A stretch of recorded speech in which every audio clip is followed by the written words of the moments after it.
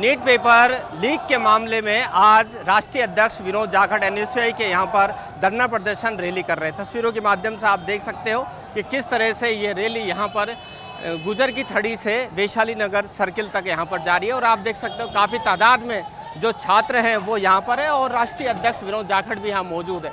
तस्वीरों के माध्यम से आप देख सकें किस तरह से जो काफिला है पूरा लगातार बढ़ता जा रहा है और ऐसा लग रहा है कि पूरी तरह से जो छात्र है वो रिद्धि सिद्धि सर्किल के यहाँ से गुजरते हुए साफ देखे जा सकते हैं। लगातार इस तरह का धरना प्रदर्शन एनएसयूआई के द्वारा सभी राज्यों में किया जा रहा है क्योंकि एनटीए को यहाँ पर बर्खास्त करने की मांग यहाँ पर की जा रही है। जो नेशनल टेस्टिंग एजेंसी है उसको बर्खास्त करने की यहाँ पर मांग की जा रही है। लगातार छात्रों को लेकर यहाँ पर आंदोलन एक तरह से यहाँ पर किया जा रहा है। तस्वीरों के माध्यम से देख सकते हैं किस तरह से सुरक्षा व्यवस्था बनाए रखने को लेकर यहाँ पर पुलिस व्यवस्था भी चाक चौबंद नजर आ रही है और लगातार जो छात्र है वो धरना प्रदर्शन यहाँ पर कर रहे हैं। देखिए, आज पेपर लीक के खिलाफ हजारों की तादाद के अंदर जयपुर में ये नौजवान जो है इस बात को साबित करते हैं कि इनके अंदर कितना गुस्सा है। आज पेपर लीक का जिम्मेदार कौन है, क्यों अभी तक जो है चेहरे सामने नहीं आए हैं। पिछले 10 साल के अंदर 89 बार पेपर लीक होना, 4 बार नीट का पेपर लीक होना और 48 बार री एग्जाम होना इस चीज को साबित करता है कि केंद्र सरकार जो है पेपर कराने में पूरी तरीके से विफल है। और जो एनटीए है, नेशनल टेस्ट एजेंसी, जो ये नीट का पेपर कराती है, वो एक तरीके का भ्रष्टाचार का अड्डा बन गया है। आज इन छात्र छात्राओं की मांग यही है कि एनटीए को पूरी तरीके से बैन किया जाए, साथ में जो भी दोषी हैं उनके खिलाफ सख्त से सख्त कार्रवाई हो। और साथ में हम ये मांग करते हैं कि जिन भाइयों ने, बहनों ने, जिन परिवारों ने इस पेपर लीक के कारण अपने बच्चे खोए हैं, उनको सरकार 5 करोड़ रुपए का आर्थिक मुआवजा दे, सरकारी नौकरी दे और उस परिवार में जो उनके भाई बहन हैं उनकी सारे जीवन भर की एजुकेशन जहां तक वो पढ़ना चाहते हैं उसको फ्री ऑफ कॉस्ट पढ़ाया जाए। और ज्वाइंट पार्लियामेंट्री कमेटी या सुप्रीम कोर्ट की निगरानी के अंदर जो है कमेटी बनाई जाए जिसके तहत जांच हो, क्योंकि सीबीआई पे जो है इस देश के छात्र छात्राओं को भरोसा नहीं है। शिक्षा मंत्री की बेशर्मी कैसे क्या आप कहेंगे? अभी तक किसी तरह का देखिए, शिक्षा मंत्री को पेपर लीक की नैतिक जिम्मेदारी लेते हुए अपने पद से इस्तीफा दे देना चाहिए, लेकिन अभी तक वो बेशर्मियों की तरह जो है बातें कर रहे हैं, बयान दे रहे हैं।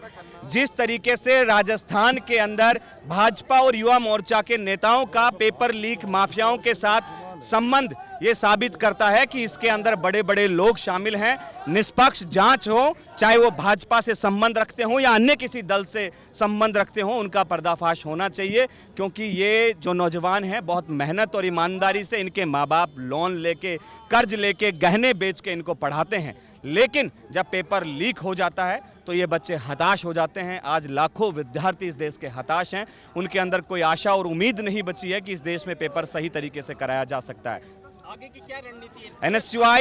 एनएसयूआई पूरे देश के अंदर आंदोलन कर रही है। हमने दिल्ली में, देश के अलग अलग राज्यों में, चूंकि पेपर जो है राजस्थान से लीक हुआ, ये वीरों की धरती थी, आज उसको पेपर चोरों की धरती जो है इस सरकार ने बना दिया है। तो ये समझ में आता है कि ये सरकार पूरी तरीके से नौजवानों को प्रतिनिधित्व, उनको नौकरियां देने में, सही तरीके से एग्जाम कराने के अंदर पूरी तरीके से विफल है।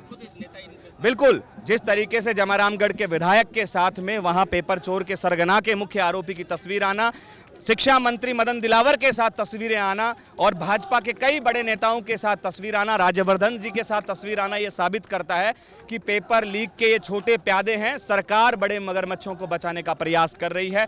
परसों सीकर में भी 22 तारीख को मेरा मार्च है और ऐसे ही हजारों छात्र छात्राओं के साथ हम लोग ये मांग कर रहे हैं कि धर्मेंद्र प्रधान इस्तीफा दो, एनटीए को बैन करो और जो ये छात्र हैं इनको न्याय मिले, इनको आश्वस्त करे, सरकार जवाबदेही जो है सुनिश्चित करे कि भविष्य में इस तरीके से पेपर लीक ना हो। पेपर माफियाओं के जिस तरीके से हौसले बुलंद हैं, जिस तरीके से पेपर माफिया बेखौफ होकर घूम रहे हैं, मुझे लगता है कि फांसी की सजा भी जो है उनके लिए कम है। और इस बात की भी जांच होनी चाहिए कि इनको बचा कौन रहा है, इनको संरक्षण कौन दे रहा है, क्योंकि कहीं ना कहीं इनको राजनीतिक संरक्षण प्राप्त है।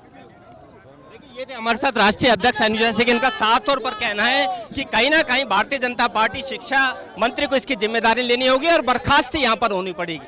कैमरा पर्सन राम के साथ प्रमोद कुमार, पीके टाइम्स, जयपुर।